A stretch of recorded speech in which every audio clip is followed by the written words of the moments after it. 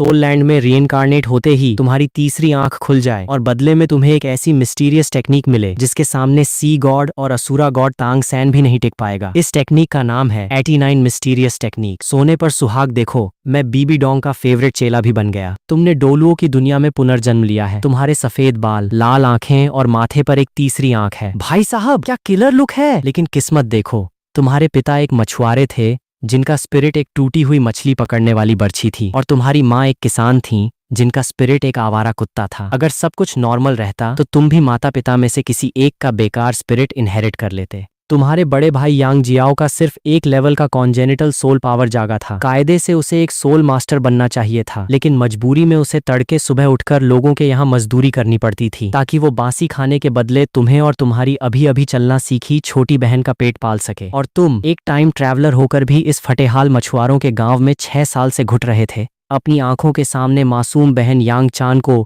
भूख से हड्डियों का ढांचा बनते देख रहे थे, लेकिन जेब में एक गोल्ड सोल कॉइन तक नहीं था। आज स्पिरिट हॉल के लोग बच्चों का स्पिरिट जगाने आए हैं। तुम 3 कुपोषित बच्चों के बीच खड़े हो। अपने शरीर से आती मछली की बदबू के बीच तुम्हारे दिमाग में बस एक ही ख्याल चल रहा है, अगर मेरी सिर्फ एक लेवल की भी सोल पावर जाग गई तो हर महीने मिलने वाले एक गोल्ड सोल कॉइन से मेरी बहन कम से कम पेट भरकर मीट तो खा पाएगी। तुमने मुट्ठियां कस ली, नाखून मांस में धंस गए। तुम देख रहे हो कि आगे खड़े तीनों बच्चे एक एक करके अंदर जा रहे हैं और सिर लटकाए बाहर आ रहे हैं। स्पिरिट, मछली पकड़ने का जाल, बेकार स्पिरिट, स्पिरिट, समुद्री घास, बेकार स्पिरिट, स्पिरिट, सब्जी काटने वाला चाकू, बेकार स्पिरिट। वो वांग हेगुई नाम का बंदा जिसका चेहरा कोयले जैसा काला था, उसने मायूसी से अंदर की तरफ इशारा किया। याद रखो, अंदर चाहे जो हो, डरना मत, अपना सीधा हाथ आगे बढ़ाओ। Iron fish position. वो बच्चा ठीक बीच में खड़ा हो गया। वांग हेगुई ने एक गहरी सांस ली। उसके पैरों के नीचे एक सफेद और एक पीली 2 सोल रिंग्स चमक उठी। उसका शरीर अचानक खिंचकर 3 मीटर लंबा हो गया। स्किन पर मछलियों जैसे स्केल्स आ गए और चेहरा खूंखार हो गया। इस रूप ने बच्चों की सिट्टी पिट्ठी गुम कर दी। तुम्हें पता था कि यह स्पिरिट पोजीशन है, पर पहली बार लाइव देखकर हैरान होना लाजिमी था।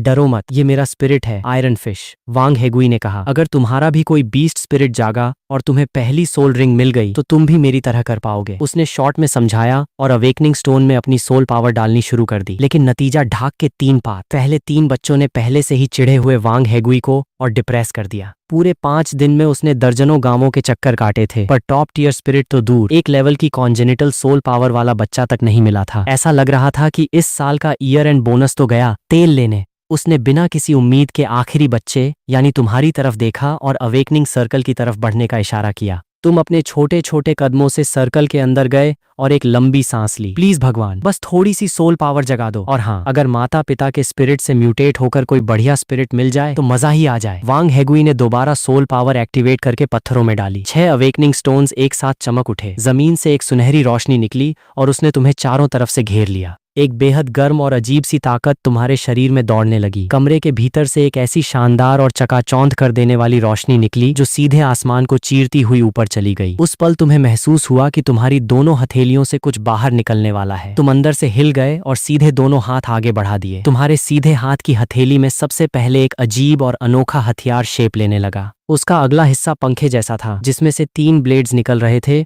और हल्की सी चमक बिखेर रहे थे। बीच का हिस्सा भाले जैसा तीखा था और दोनों साइड के ब्लेड्स किसी धारदार तलवार की तरह ठंडी और खूंखार चमक मार रहे थे। उस पर ड्रैगन और तलवार के डिजाइन बने थे और बीच वाले मेन ब्लेड पर एक नीला सा पॉइंट चमक रहा था। काले लोहे के लंबे हैंडल पर बादलों जैसे डिजाइन बने थे। इस वेपन को देखकर सिर्फ 2 ही शब्द दिमाग में आते थे, हैंडसम और powerful. 3 pointed double edged lance. God Erlang Shane का वो लेजेंडरी सिग्नेचर वेपन तुम्हारा स्पिरिट बन चुका था। नहीं, सिर्फ इतना ही नहीं, तुम्हारी सांसें तेज हो गईं और एक्साइटमेंट चेहरे पर साफ दिखने लगी। ये तो अल्टीमेट टॉप टियर स्पिरिट है, वांग हेगुई ने पूरे यकीन के साथ कहा। अभी अभी जो अचानक भारी भरकम सोल पावर का ब्लास्ट हुआ था और जो चमत्कारी नजारा दिखा था वो इस बात का सबूत था कि इस बच्चे का स्पिरिट कोई मामूली चीज नहीं है। उसने स्पिरिट हॉल में 20 साल तक सेवा की थी और हजारों बच्चों के स्पिरिट जगाए थे। भले ही उसने कभी अपनी आंखों से टॉप टियर स्पिरिट का अवेकनिंग सीन नहीं देखा था, लेकिन किताबों में इसके बारे में पढ़ रखा था। उसकी आंखें फटी की फटी रह गईं। वो तुम्हारी हथेली के ऊपर हवा में तैरते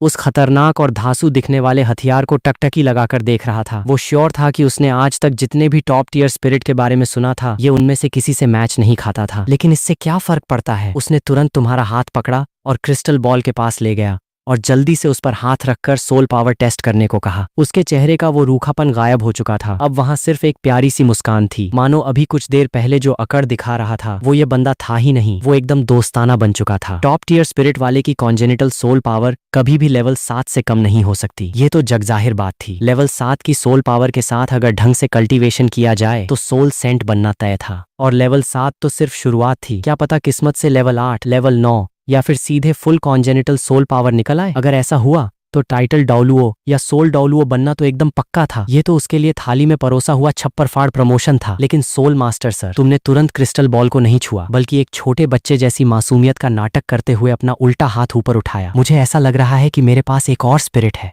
तुम्हारा खुद को ट्विन स्पिरिट जीनियस साबित करने का पूरा इरादा था? आखिर इस दुनिया में आने के बाद तुम्हारा सबसे बड़ा सपना अपने परिवार की हालत सुधारना, बड़े भाई यांग जियाओ का बोझ कम करना और छोटी बहन यांग चान को एक खुशहाल जिंदगी देना था। और अपनी प्रतिभा दिखाकर स्पिरिट हॉल की नजरों में आना इसके लिए सबसे शॉर्टकट रास्ता था। अरे ये सब छोड़ो, तुम्हें अभी वांग हेगुई कुछ बोलने ही वाला था कि अचानक रुक गया। उसका मुंह खुला का खुला रह गया, मानो मुंह में पूरा का पूरा मुक्का चला जाएगा। तुम्हारे पास एक और स्पिरिट है, तुमने सिर हिलाया। हूँ ये कहते ही तुमने अपने उल्टे हाथ के स्पिरिट से कनेक्ट करने की कोशिश की और उसे समन कर लिया। तभी एक सफेद रोशनी चमकी और तुम्हारे ठीक बगल में एक छोटे बालों वाला सफेद कुत्ता प्रकट हुआ। उसके कान तीखे थे, पूंछ लंबी थी और बॉडी एकदम गठी हुई थी। देखने में तो वो बिल्कुल नॉर्मल कुत्ता लग रहा था, लेकिन तुम्हें अच्छे से पता था कि वो कोई आम कुत्ता नहीं है। उस छोटे बालों वाले सफेद कुत्ते ने अपनी आंखें मटकाईं, बगल में खड़े तुम्हारी तरफ देखा, एक्साइटमेंट में एक भौंक मारी और तुरंत पूंछ हिलाते हुए तुम्हारे पैरों से अपना सिर रगड़ने लगा। वांग हेगुई ने उस सफेद कुत्ते को ऊपर से नीचे तक 2-3 बार देखा, पर उसे उसमें कोई खास बात नजर नहीं आई। उसके दिल में एक ठंडी आह निकली जब उसने सुना था कि इस बच्चे के पास सुप्रीम पोप जैसा ट्विन स्पिरिट है, तो वो खुशी के मारे नाचने ही वाला था। लेकिन अब इस अलग होने वाले बीस्ट स्पिरिट को देखकर उसकी सारी खुशी काफूर हो गई। भले ही यह एक बीस्ट स्पिरिट था, लेकिन बॉडी से अलग रहने वाले बीस्ट स्पिरिट को एकदम रद्दी माना जाता था, क्योंकि वो बॉडी पोजेशन नहीं कर सकते थे। सबको पता है कि बीस्ट स्पिरिट वाले सोल मास्टर्स की शुरुआती लड़ाई की ताकत लाजवाब होती है और यह सब पोजेशन के बाद मिलने वाले बूस्ट की वजह से होता है। लेकिन अगर पोजेशन ही ना हो पाए तो वो बंदा आम इंसान से बस 19-20 ही भारी होगा। वांग हेगुई ने सुना था कि blue lightning tyrant dragon family में भी किसी का ऐसा ही एक्सटर्नल बीस्ट स्पिरिट जागा था, जो बिल्कुल कचरा साबित हुआ। बेटा, तुम्हारा ये दूसरा स्पिरिट तो एकदम एवरेज है, चलो पहले सोल पावर टेस्ट कर लेते हैं।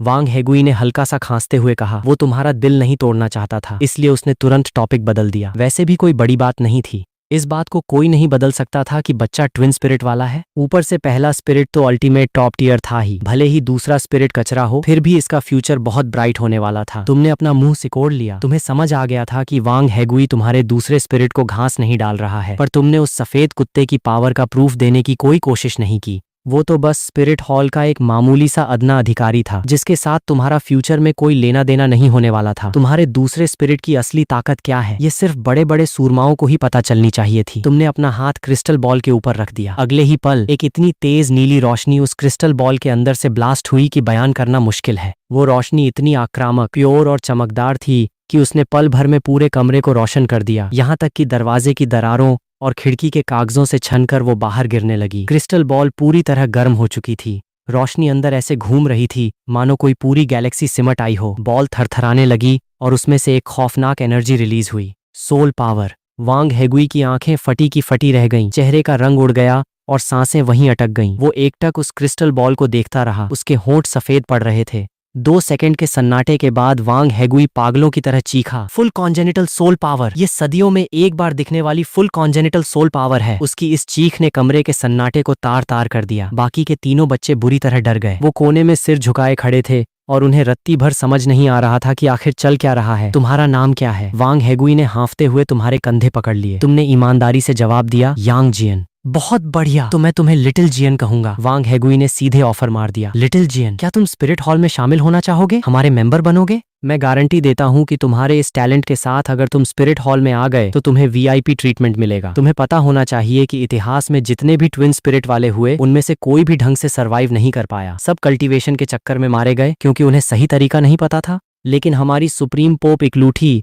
ऐसी शूरवीर हैं जिन्होंने ट्विन स्पिरिट के साथ टाइटल डाउलुओ का मुकाम हासिल किया है। अगर तुम्हें उनका साथ मिल गया तो तुम्हारा फ्यूचर 7वें आसमान पर होगा। वांग हेगुई ने स्पिरिट हॉल की तारीफों के पुल बांध दिए। फुल कॉन्जेनिटल सोल पावर वाला ट्विन स्पिरिट जीनियस। अगर वो इसे स्पिरिट हॉल में ले जाने में कामयाब हो गया तो उसे क्या रिवॉर्ड मिलेगा वो सोच भी नहीं सकता था। ये उसकी किस्मत पलटने का लाइफ चेंजिंग मौका था। मैं तैयार हूँ। तुमने बिना किसी हिचकिचाहट के एक सेकंड सोचे बिना तुरंत सिर हिला दिया। कुछ और ना भी सोचें तो अगर स्पिरिट हॉल के लोग आम लोगों का स्पिरिट जगाने के लिए स्पेशल बंदे ना भेजते तो तुम्हारे घर के जो हालात थे तुम जिंदगी भर अपना स्पिरिट नहीं जगा पाते। एहसान फरामोश नहीं होना चाहिए। ये बात माता पिता के जिंदा रहते हुए हमेशा घर में सिखाई जाती थी। बहुत अच्छे, बहुत अच्छे। तुम्हारी हाँ सुनकर वांग हेगुई की जान में जान आई। उसे डर था कि कहीं यह बच्चा देहाती समझ के चक्कर में स्पिरिट हॉल की ताकत को न पहचान कर मना न कर दे। अब वो एकदम रिलैक्स था। उसे अपना फ्यूचर बिल्कुल सेट लग रहा था। हाँ, एक बात बताओ, तुम्हारे इन दोनों स्पिरिट के नाम क्या हैं? मुझे रजिस्टर में एंट्री करनी है, वांग हेगुई ने अपनी छोटी डायरी निकालते हुए कहा।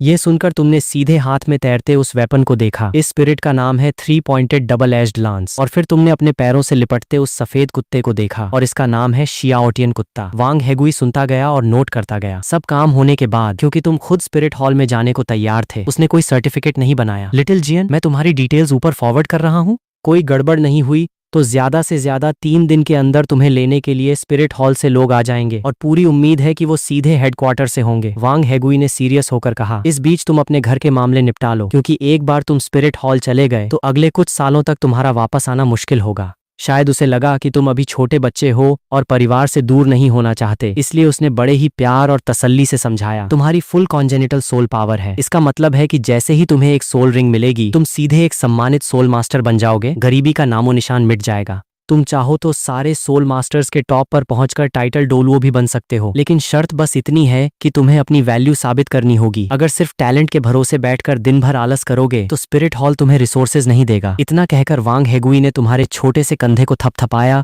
और मुस्कुराते हुए भरोसा दिया। लेकिन फिक्र मत करो, स्पिरिट हॉल अपनों को कभी निराश नहीं करता। हमारे साथ जुड़ने के बाद तुम्हारे परिवार की जिम्मेदारी हमारी होगी। बहुत बड़ी बड़ी बातें तो नहीं करता, पर तुम्हारे परिवार को इस पिछड़े गांव से निकालकर शहर में शिफ्ट करना, उनके अच्छे खाने कपड़े का इंतजाम करना हमारे लिए बाएं हाथ का खेल है। उसका यह वादा सुनते ही तुम्हारे दिल पर इतने सालों से रखा भारी पत्थर हमेशा के लिए हट गया। जी, मुझे समझ आ गया। तुमने मजबूती से सिर हिलाया। इसके साथ ही तुम्हारे मन में स्पिरिट हॉल की अपकमिंग लाइफ को लेकर सपने बुनने शुरू हो गए। तुम्हें कौतूहल था कि तुम्हारा यह टैलेंट देखकर वहां के बड़े लीडर्स का क्या रिएक्शन होगा। जमीन से जुड़े गरीब लोगों के दिल में बचपन से ही स्पिरिट हॉल के लिए कोई कड़वाहट नहीं होती थी। भले ही तुम्हें ओरिजिनल कहानी रटी हुई थी और पता था कि एंड में तंग सैन यानी तंग बुद्धा पूरे स्पिरिट हॉल को तबाह कर देगा। बीबी डोंग और कियान रेनेक्स्यू का अंजाम बेहद दर्दनाक होगा, पर उससे क्या, स्पिरिट हॉल ने तुम्हारा स्पिरिट जगाने में मदद की है तो तुम भी उसमें शामिल होकर अपना पूरा योगदान दोगे। भले ही तुम तंग बुद्धा को ना हरा पाओ, कम से कम तुम्हारे दिल पर कोई मलाल तो नहीं रहेगा।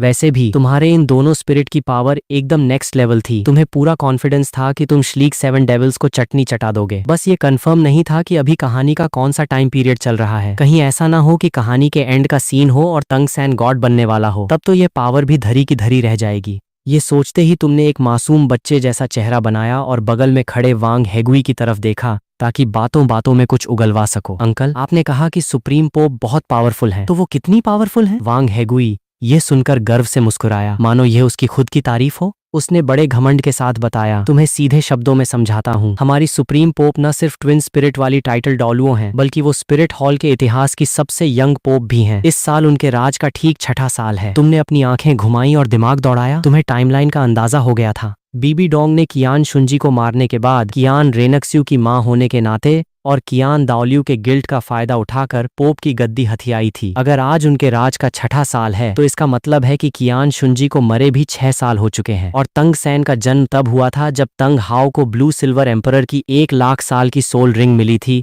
और उसने कियान शुंजी को अधमरा कर दिया था। यानी इस वक्त तंग सैन भी लगभग 6 साल का ही होगा। चलो, कहानी की शुरुआत बढ़िया टाइम पर हुई है। तुमने चैन की सांस ली। इस पल तुम्हारा कॉन्फिडेंस 7वें आसमान पर पहुंच गया। अगर तंग सैन के बड़े होने से पहले, उसके अमर जड़ी बूटी खाने से पहले और उसके ब्लू सिल्वर एम्परर के रूप में जागने से पहले भी तुम उसे धूल न चटा पाए तो लानत है तुम्हारी जिंदगी पर। फिर तो डूब मरना ही बेहतर था। अब अपना स्पिरिट समेटो और बाहर चलो। वांग हेगुई अब और रुकने के मूड में नहीं था। वो तुरंत हेडक्वार्टर भागकर तुम्हारी रिपोर्ट सीनियर को सौंपना चाहता था। वो मुस्कुराते हुए तुम्हें बाहर ले गया। बाकी के 3 बच्चों को तो वो खुशी के मारे भूल ही चुका था। Soul master sir old Jerry hall के बाहर ही इंतजार कर रहा था। वांग हेगुई को देखते ही वो लपका। उसकी आवाज में उम्मीद साफ झलक रही थी। क्या इस साल हमारे हुआंग्यू गांव के इन 4 बच्चों में से किसी की सोल पावर जागी है? वांग हेगुई जोर से हंसा। ओल्ड जेरी, तुम्हारे हुआंग्यू गांव की तो लॉटरी लग गई है। मुझे तो लगता है कि बहुत जल्द तुम्हारे गांव का नाम बदलना पड़ेगा। ये सुनते ही ओल्ड जेरी वहीं बुत बनकर खड़ा रह गया। उसे कुछ समझ नहीं आया। बाकी के गांव वाले भी हक्के बक्के थे। वांग हेगुई ने सस्पेंस ज्यादा नहीं खींचा और तुम्हारी तरफ इशारा किया। इस बच्चे की सदियों में एक बार दिखने वाली फुल कॉन्जेनिटल सोल पावर जागी है, वो भी टॉप टियर स्पिरिट के साथ। कुछ ही दिनों में यह स्पिरिट हॉल चला जाएगा और मान के चलो कि फ्यूचर में इसका टाइटल डब्ल्यूओ बनना 100% पक्का है। तब तुम्हारे गांव को इसके टाइटल के नाम से जाना जाएगा। टैक्स में तो छूट मिलेगी ही, साथ ही हर साल वर्क स्टडी स्टूडेंट्स के लिए 10 कोटे की सीटें भी मिलेंगी। वांग हेगुई की बात खत्म होते ही सारे गांव वाले स्तब्ध रह गए। वो अनपढ़ लोग थे, उन्हें टाइटल डब्ल्यूओ की असली औकात नहीं पता थी, लेकिन टैक्स में छूट की बात सुनते ही उनके कान खड़े हो गए। उनकी खुशी का ठिकाना नहीं रहा। बाप रे, इतना पावरफुल! हे भगवान, यांग जियन की तो निकल पड़ी। ओल्ड जेरी और बाकी सब यह देखकर अपनी खुशी पर काबू नहीं रख पाए और झूमने लगे। कई लोगों को अंदर ही अंदर पछतावा भी हो रहा था। यांग जियन के माता पिता की मौत के बाद उन्होंने कभी इस परिवार की कोई मदद नहीं की थी, बल्कि पीठ पीछे ताने ही मारे थे। अगर पहले पता होता कि यांग जियन इतना बड़ा आदमी बनेगा तो वो पहले ही इस परिवार के तलवे चाट लेते। पर अब पछताए होत क्या जब चिड़िया चुग गई खेत। टाइटल डब्ल्यूओ। ओह! ओल्ड जेरी गांव का प्रधान था। उसने जवानी में बाहर की दुनिया देखी थी और सोल मास्टर्स से पाला पड़ा था। उसे अच्छे से पता था कि टाइटल डब्ल्यूओ का क्या मतलब होता है, इसलिए वो सदमे में था। उसने सपने में भी नहीं सोचा था कि यांग जियन, जिसने 3 साल की उम्र में अपने माँ बाप को खो दिया था और जो इतना संस्कारी बच्चा था, वो एक दिन टाइटल डब्ल्यूओ बनेगा। छोटे भाई, मुझे तुरंत तुम्हारी रिपोर्ट देने वापस जाना होगा, तो मैं निकलता हूँ। इन दिनों घर पर ही रहना और स्पिरिट हॉल के लोगों का इंतजार करना। वांग हेगुई ज्यादा देर नहीं रुका। वो अपनी सोल बीस्ट के खून वाली काली घोड़ी पर बैठा और पलक झपकते ही धूल उड़ाता हुआ रास्ते के उस पार गायब हो गया। उनकी रफ्तार देखने लायक थी। तुम उन गांव वालों के साथ औपचारिकता निभाते हुए जो तुमसे नजदीकी बढ़ाने की कोशिश कर रहे थे, अपनी छोटी बहन को लेकर घर आ गए। तुम्हारा घर पत्थरों की बाउंड्री से घिरा हुआ था, बेहद खस्ता हाल। घर में एक भी ढंग का फर्नीचर नहीं था। उसे पूरी तरह खाली कहना भी कम था। अमूमन तीनों भाई बहन एक ही बिस्तर पर सिमट कर सोते थे। भैया भैया, अभी वो सोल मास्टर सर बोल रहे थे कि आप गांव छोड़कर जा रहे हो। छोटी बहन ने अपना मुंह फुला लिया। उसके चेहरे पर उदासी थी, मानो अभी रो पड़ेगी। तुमने उसके सिर को सहलाते हुए दिलासा दिया, फिक्र मत करो भैया, स्पिरिट हॉल जा रहे हैं। इसका मतलब ये नहीं कि कभी वापस नहीं आएंगे। आगे जब भैया बहुत पावरफुल हो जाएंगे तो तुम्हें भी अपने साथ स्पिरिट हॉल ले जाएंगे। ठीक है? प्रॉमिस करो। छोटी बहन कोई जिद्दी स्वभाव की नहीं थी। उसे समझ आ गया था कि तुम्हारा स्पिरिट हॉल जाना जरूरी है और इससे फायदा ही होगा। उसने अपनी छोटी उंगली आगे बढ़ाई। तुमने भी अपनी उंगली उसकी उंगली में फंसा दी। पिंकी प्रॉमिस, 100 साल तक नो चेंज। जो झूठ बोले वो कौवा काटे। छोटी बहन का दिल मान गया। उसने कमर पर हाथ रखे और तुरंत तुम्हें अपने साथ खेलने के लिए कहने लगी। आखिर इसके बाद शायद बहुत लंबे समय तक मिलना ना हो पाता। और ठीक उसी वक्त एक सांवले रंग के लड़के ने दरवाजा धकेला। लिटिल जियन, जियन! वो लड़का कमरे में भागा भागा आया और तुम्हें देखते ही पास पहुंच गया। उसने अपने छिले हुए हाथों से तुम्हारे कंधे पकड़े। उसकी खुशी छिपाए नहीं छिप रही थी। गांव के सरपंच दादा बोल रहे थे कि तुम्हारा टॉप टियर स्पिरिट जागा है, वो भी फुल कॉन्जेनिटल सोल पावर के साथ। कुछ दिनों में तुम पढ़ाई के लिए स्पिरिट हॉल जाने वाले हो। क्या ये सच है? बिल्कुल सच है भाई। तुम हल्के से हंसे। फिर तुम्हारी नजर भाई यांग जियाओ के छिले हुए हाथों पर पड़ी। तुमने भौहें सिकोड़ते हुए पूछा कि यह सब कैसे हुआ। यांग जियाओ ने बड़े गर्व से कहा, पड़ोस वाले गांव के लियू दादा के यहाँ सीपियों का लॉट आया था। उन्हें सुखाकर ड्राई फूड बनाना था। मैंने बहुत मिन्नतें करके यह काम पकड़ा। कल के काम के आधे कॉपर सोल कॉइन्स मिल गए हैं। उसकी यह बात तुम्हारे कानों में पिघले शीशे जैसी लगी। दिल भर आया। तुमने सीरियस होकर कहा, भैया अब से आप यह सब मजदूरी बंद कर दो। अब से हमारा ख्याल स्पिरिट हॉल रखेगा। कुछ ही दिनों में वो आपको और छोटी चांद को शहर ले जाएंगे। वहाँ अच्छा खाना कपड़ा मिलेगा और मैं बहुत जल्द एक ऑफिशियल सोल मास्टर बन जाऊंगा। हर महीने स्टाइपेंड मिलेगा जो मैं पूरा घर भेज दूंगा। वो आप दोनों के ठाठ से रहने के लिए काफी होगा। तुम्हारी आंखों में इस उम्र के हिसाब से कहीं ज्यादा मैच्योरिटी थी। भैया ने इन सालों में तुम्हारे लिए जो भी कुर्बानियां दी थीं, तुम्हें सब याद था। अब जब किस्मत बदलने का मौका मिला था तो भाई का कर्ज न उतारना किसी जानवर जैसा होने के बराबर होता। इस पल तुम्हारे भीतर पावरफुल बनने की भूख पहले से कहीं ज्यादा बढ़ गई थी। बस अपना टैलेंट दिखाना था, अपनी वैल्यू साबित करनी थी और स्पिरिट हॉल में तुम्हारी हैसियत आसमान छूने वाली थी। भैया और मेरी लाइफ के दिन भी अब इसकी वजह से सुधर जाएंगे। लिटिल जियन, मुझे तुम पर पूरा भरोसा है। यांग जियाओ ने बत्तीसी दिखाते हुए कहा। उसे लगा कि उसका उस वक्त वेहाई सिटी की जूनियर स्पिरिट एकेडमी जाने का आइडिया ड्रॉप करना एकदम सही डिसीजन था। उसके भाई का टैलेंट उससे कहीं बेहतर यानी फुल कॉन्जेनिटल सोल पावर वाला था। उसके भाई के पास गॉड लेवल पोटेंशियल था और उसका फ्यूचर एकदम अनलिमिटेड था। उसने आखिरकार अपने मरे हुए माता पिता के भरोसे को टूटने नहीं दिया था। रात को अपने ब्राइट फ्यूचर की खुशी में रखी गई एक शानदार दावत उड़ाने के बाद तुम अपने ठसाठस भरे पेट पर हाथ फेरते हुए अकेले पीछे वाले पहाड़ पर चले गए। तुमने 3 पॉइंटेड डबल एज्ड लांस को समन किया। इस दिव्य हथियार में से हर सेकंड जो इन्फॉर्मेशन तुम्हारे दिमाग में ट्रांसफर हो रही थी उसे महसूस करते हुए तुम जमीन पर पलथी मारकर बैठ गए और उससे कनेक्ट करने का ट्राई करने लगे। बहुत जल्द तुम्हें 3 पॉइंटेड डिओबिल ईडीजेडी लांस के अंदर एक सफेद रंग की जेड स्लिप दिखाई दी। उस जेड स्लिप पर कुछ ऐसे रहस्यमयी मंत्र लिखे थे जो बिल्कुल पल्ले नहीं पड़ रहे थे। तुम अभी इसी सोच में डूबे थे कि यह जेड स्लिप क्या बवाल है कि अगले ही सेकंड वो जेड स्लिप रोशनी की एक लकीर बनकर सीधे तुम्हारे दिमाग में घुस गई। पहले तो तुम जोर से कांप उठे, लेकिन जैसे ही उस जेड स्लिप का सारा कंटेंट तुम्हारी कॉन्शियसनेस में छप गया तुम एकदम सुन्न पड़ गए। तुम्हें लगा कि कहीं तुम्हें कोई मतिभ्रम तो नहीं हो गया है। 89 मिस्टेरियस आर्ट्स। तुम अपनी जगह पर ही उछल पड़े क्योंकि तुम इस वक्त हद से ज्यादा एक्साइटेड हो चुके थे। नो डाउट भले ही यह इसका एक लिमिटेड वर्जन था, लेकिन डेलू जैसी लो लेवल फैंटेसी दुनिया के हिसाब से यह तबाही मचाने के लिए काफी था। फातियन शियांगदी, वज्र जैसी फौलादी बॉडी, अनलिमिटेड रीजनेशन, हर तरह के कंट्रोल से इम्यूनिटी और 72 रूप बदलने की कला। इसके अंदर जो जादुई पावर्स और टेक्निक्स भरी थीं, उनमें से कोई एक भी पूरी डाउलुओ दुनिया को हिलाकर रख देने के लिए काफी थी। अगर पहले तुम्हें तंग सैन को धूल चटाने का कॉन्फिडेंस सिर्फ 100% था, तो अब सिचुएशन ये थी कि निठल्ला तंग सैन साले के साथ अगर 5 ग्रेट गॉड किंग्स भी आ जाएं, तो क्या उखाड़ लेंगे? एक ही झापड़ में सबको सीधे यमलोक पहुंचा दूंगा। नहीं, ये कुछ ज्यादा ही ओवर कॉन्फिडेंस हो गया। तुमने अपनी एक्साइटमेंट को कंट्रोल किया। 89 मिस्टेरियस आर्ट्स नो डाउट बेहद खतरनाक थी, पर अभी तुमने इसका कल्टीवेशन शुरू नहीं किया था। तुम्हें पहले सेफ गेम खेलना था और शांत रहकर काम करना था। जब टेक्निक पूरी तरह मास्टर हो जाएगी तब खुलकर धमाका करेंगे। तुमने चांद तारों से भरे आसमान पर एक नजर डाली, अपनी भावनाओं को समेटा। तुम्हारा तुरंत 89 मिस्टेरियस आर्ट्स का कल्टीवेशन शुरू करने का कोई मूड नहीं था। तुम पहले अपने दोनों स्पिरिट्स को अच्छे से टटोल लेना चाहते थे। तुमने अपने सीधे हाथ की हथेली में तैरते उस 3 पॉइंटेड डबल एज्ड लांस को देखा और मन में कमांड दी। पल भर में वो 3 पॉइंटेड डबल एज्ड लांस खिलौने के साइज से बदलकर अपने असली 3 मीटर के खूंखार रूप में आ गया। भयंकर कुपोषण के शिकार 1 मीटर से भी कम हाइट वाले तुमने जब इतना लंबा 3 पॉइंटेड डबल एज्ड लांस देखा तो तुम लिटरली शॉक रह गए और उसे कैच करना ही भूल गए। धड़ाम! 3 पॉइंटेड डबल एज्ड लांस जमीन पर गिरा और एक भारी आवाज के साथ सीधे मिट्टी के अंदर धंस गया। इससे साफ पता चल रहा था कि इसका वजन कम से कम 500 पाउंड तो जरूर होगा। तुमने बिल्कुल नहीं सोचा था कि ऐसी सिचुएशन खड़ी हो जाएगी। क्या मजाक है? मैं 6 साल का एक कमजोर सा बच्चा अगर अपनी जान की बाजी भी लगा दूं तो भी इसे हिला तक नहीं पाऊंगा। इससे लड़ना तो दूर की बात है। तुम्हें लगा कि तुम जोकर बन चुके हो, पर फिर भी चलो एक बार ट्राई मारते हैं। सोचकर तुम हल्का सा झुके, अपने छोटे हाथ आगे बढ़ाए, हैंडल को पकड़ा और पूरी ताकत लगाकर ऊपर खींचा। और तभी वो 3 पॉइंटेड डबल एज्ड लांस बिना किसी वजन के किसी तिनके की तरह एकदम आसानी से तुम्हारे हाथ में आ गया। तुमने तो अपने दूसरे हाथ से अपना सिर भी खुजला लिया। तुम्हारे दिमाग में एक थ्योरी आई। तुमने दोबारा 3 पॉइंटेड डबल एज्ड लांस को जमीन पर फेंका। धड़ाम! जमीन पर फिर से एक बड़ा गड्ढा बन गया। तुमने उसे दोबारा उठा लिया। ऐसा तुमने कई बार रिपीट किया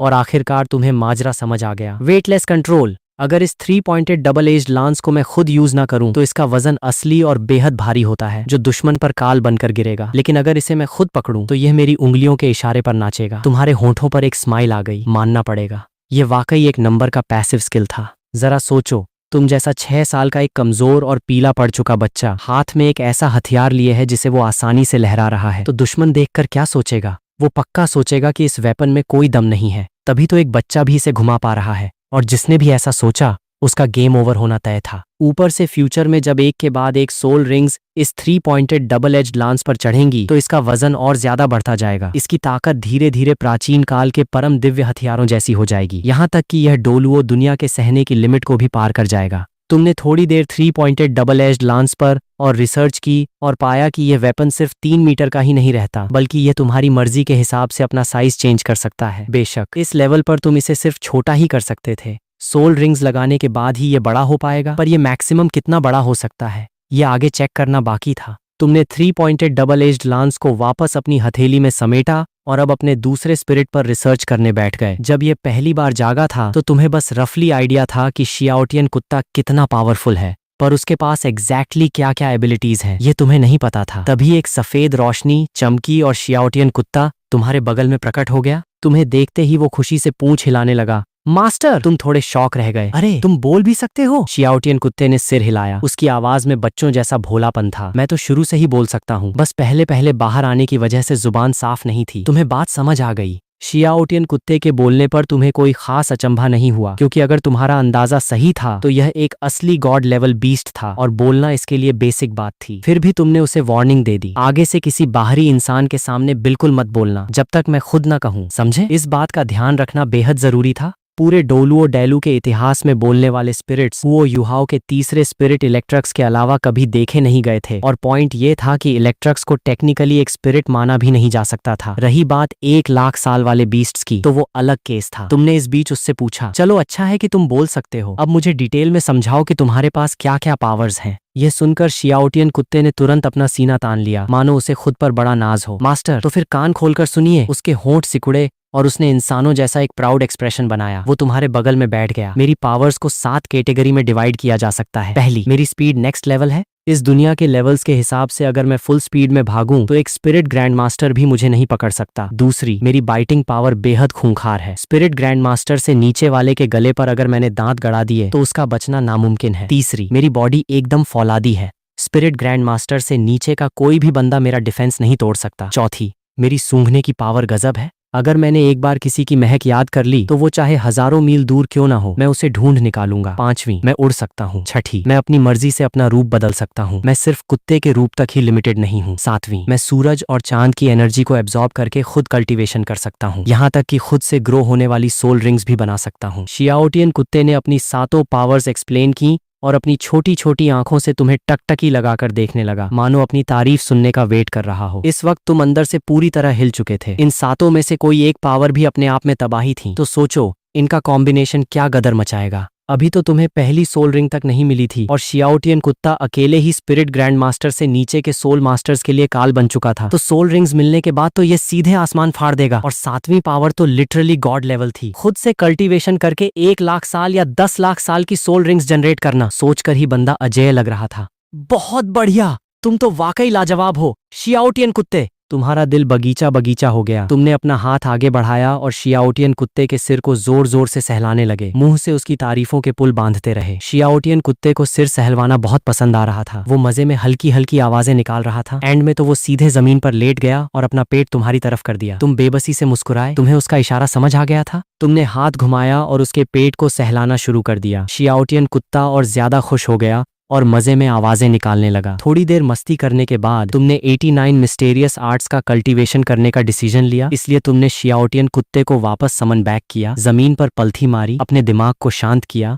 और 89 मिस्टेरियस आर्ट्स की कल्टीवेशन टेक्निक को रिकॉल करने लगे। मानना पड़ेगा, यह टेक्निक वाकई बेहद डीप और जादुई थी। अगर ये सीधे तुम्हारे दिमाग में न छपी होती और तुम्हें इसकी बेसिक नॉलेज न होती तो सिर्फ इसे समझने में ही तुम्हें कई साल या सदियां लग जाती, तब जाकर कुछ पल्ले पड़ता। तुमने एक रिदम में सांस ली और आसपास की नेचुरल एनर्जी को अपनी बॉडी के अंदर खींचने का ट्राई करने लगे, उसे अपनी नसों में दौड़ाने लगे। टाइम का पता ही नहीं चला और धीरे धीरे रात बीत गई। सुबह के तड़के तुमने धीरे से अपनी आंखें खोली और अपनी बॉडी में आए चेंजेस को फील किया। तुम्हारे चेहरे की खुशी छिपाए नहीं छिप रही थी। सिर्फ कुछ घंटे 89 मिस्टेरियस आर्ट्स का कल्टीवेशन करने से ही तुम्हारी शारीरिक ताकत सीधे डबल हो चुकी थी। जी हाँ, पूरे 2 गुना। भले ही इसका एक रीजन यह भी था कि तुम पहली बार इसका कल्टीवेशन कर रहे थे और तुम्हारी पहली वाली बॉडी के हालात बहुत खराब थे, लेकिन इसका रिजल्ट लिटरली कमाल का था। तुम अपनी हंसी रोक नहीं पाए और जोर से ठहाका लगाया। तुम्हें अपने फ्यूचर पर अब और भी ज्यादा भरोसा हो गया था। यह तो जगजाहिर बात थी कि सोल रिंग एब्जॉर्ब करने की लिमिट सीधे बॉडी की स्ट्रेंथ पर डिपेंड करती है।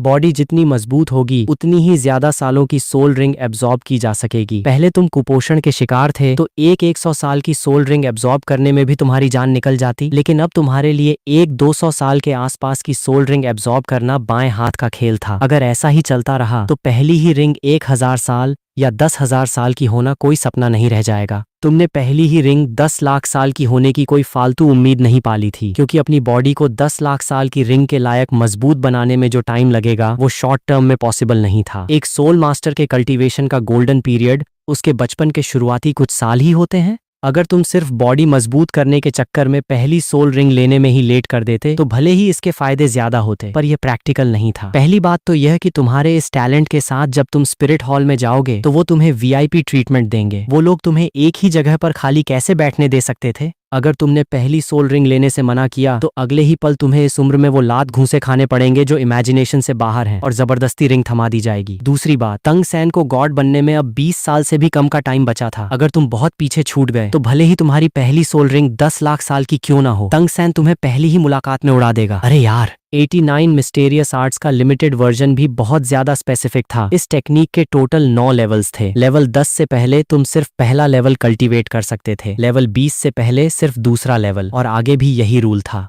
अगर यह लिमिटेशन ना होती तो तुम बिना कोई सोल रिंग लिए बस 20 साल चुपचाप इस 89 मिस्टेरियस आर्ट्स को कल्टीवेट करते रहते। फिर तंग सैन चाहे गॉड भी बन जाता तो भी तुम्हारा कुछ नहीं उखाड़ पाता। काफी सोच विचार के बाद तुमने फाइनल किया कि पहली सोल रिंग 10,000 साल की लेना ही बेस्ट रहेगा। 89 मिस्टेरियस आर्ट्स न सिर्फ तुम्हारी बॉडी को मजबूत करती थी बल्कि तुम्हारी सोल की स्ट्रेंथ को भी काफी बढ़ा देती थी। अगर बॉडी 10,000 साल की रिंग झेलने के लायक हो गई तो सोल की स्ट्रेंथ भी उस 10,000 साल के स्पिरिट बीस्ट के मेंटल अटैक को आराम से संभाल लेगी। पर डर बस इस बात का था कि कहीं स्पिरिट हॉल वाले तुम्हारी बात पर यकीन न करें। तुमने एक ठंडी सांस ली, चलो जो होगा देखा जाएगा, अब घर चलना चाहिए। भैया और छोटी बहन इतनी देर से मेरा वेट कर रहे होंगे, परेशान हो रहे होंगे। तुमने फालतू के थॉट्स दिमाग से निकाले, खड़े हुए और नीचे पहाड़ से हुआंग्यू गांव की तरफ चल दिए। घर वापस जाते हुए रास्ते में तुम्हारा दिमाग फ्यूचर की प्लानिंग करने लगा। आगे चलकर जब तुम स्पिरिट हॉल में शामिल होगे तो तंग सैन के सारे जैकपॉट तुम्हें टाइम से पहले ही उड़ाने होंगे। Ice and fire yin yang well की जादुई जड़ी बूटियां, उसकी external soul bone, 8 spider lens, blue silver emperor की राइट लेग बोन, और हाँ, शियाओवू की सोल रिंग और सोल बोन भी। इसके अलावा डिवाइन क्राफ्ट्समैन लॉगाओ को भी अपनी प्लानिंग में शामिल करना ही होगा। या तो कोई तरीका निकालकर उसे स्पिरिट हॉल के कैंप में लाना होगा, या फिर उसे सीधे रास्ते से हटाना होगा, या उसके हाथ तोड़ने होंगे ताकि वो तंग सेक्ट के खतरनाक हिडन वेपन्स ना बना सके। रही बात उन 4 एट्रीब्यूट फैमिलीज की, तो उनमें से सिर्फ ब्रेकिंग सेक्ट ही थोड़ा काम का लग रहा था जो स्पिरिट हॉल के लिए यूजफुल हो सकता था। बाकी सब तो टाइम पास ही थे। पर अगर मौका मिला तो सबको अपने अंडर कर लेना ही सही रहेगा, वरना उन्हें खुला छोड़ना स्पिरिट हॉल के लिए आगे चलकर एक सिरदर्द बन सकता था। जब अपनी पावर बढ़ जाएगी तो टाइम निकालकर वहां का चक्कर मारना होगा। हाँ, स्लॉटर सिटी का भी कुछ बंदोबस्त करना पड़ेगा ताकि तंग सैन को गॉड ऑफ स्लॉटर का टाइटल ना मिल सके, और तंग सैन के स्पिरिट को दोबारा इन्वॉल्व करने वाले उस ब्लू सिल्वर किंग को तो सबसे पहले खलास करना होगा। दूसरी तरफ स्पिरिट हॉल में बीबी डोंग अपने सोने के सिंहासन पर बैठी थी। उसके हाथ में एक रिपोर्ट थी जो अभी कुछ देर पहले ही आई थी, और उसके चेहरे के एक्सप्रेशंस काफी खराब थे। यह रिपोर्ट कियान रेनेक्स्यू की थी जो इस वक्त तियानदो सिटी में थी। उसमें लिखा था कि कियान रेनेक्स्यू इन दिनों वहां के कुछ मंत्रियों को अपने पाले में करने में बिजी है, और इस चक्कर में उसने अपना कल्टीवेशन पूरी तरह नेग्लेक्ट कर दिया है। अभी कुछ ही समय पहले वो बशकिल लेवल 50 पर पहुंचकर अपनी 5वीं सोल रिंग ले पाई है। वैसे तो यह स्पीड कम नहीं थी, पर अगर बात कियान रेनेक्स्यू की हो जिसके पास बचपन से ही लेवल 20 की सोल पावर थी, तो यह स्पीड हद से ज्यादा स्लो थी। कियान रेनेक्स्यू 9 साल की उम्र में लेवल 30 पर थी, और आज 16 साल की उम्र में वो लेवल 50 पर पहुंच पाई है। पूरे 7 साल में सिर्फ 20 लेवल्स का अपग्रेड। सच तो यह था कि बीबी डोंग खुद श्योर नहीं थी कि वो अपनी इस बेटी को किस नजर से देखती है। एक तरफ तो कियान शुंजी वाले इंसिडेंट की वजह से वो दिल से कियान रेनेक्स्यू से नफरत करती थी, और अब उसके कल्टीवेशन को नेग्लेक्ट करने की वजह से वो उससे काफी नाराज भी थी। बहुत ही अजीब सिचुएशन थी। भले ही यह उसका खुद का डिसीजन था कि कियान रेनेक्स्यू को 10 साल की उम्र में तियानदो एम्पायर में सीक्रेट मिशन पर भेजा जाए, फिर भी इस बात को लेकर उसका दिमाग हमेशा अशांत रहता था। इस पल बीबी डोंग के दिमाग में अचानक उस सीक्रेट रूम का वो पुराना सीन फ्लैश हो गया। उसके दिल में नफरत का गुबार फिर से उबलने लगा। भले ही उसने अपने हाथों से कियान शुंजी को मौत के घाट उतार दिया था, फिर भी कियान फैमिली के प्रति उसकी नफरत रत्ती भर कम नहीं हुई थी। अब जब कियान शुंजी मर चुका था तो वो पूरी कियान फैमिली को बर्बाद करके अपना बदला पूरा करना चाहती थी। वो कियान फैमिली को स्पिरिट हॉल से लात मारकर बाहर निकालना चाहती थी,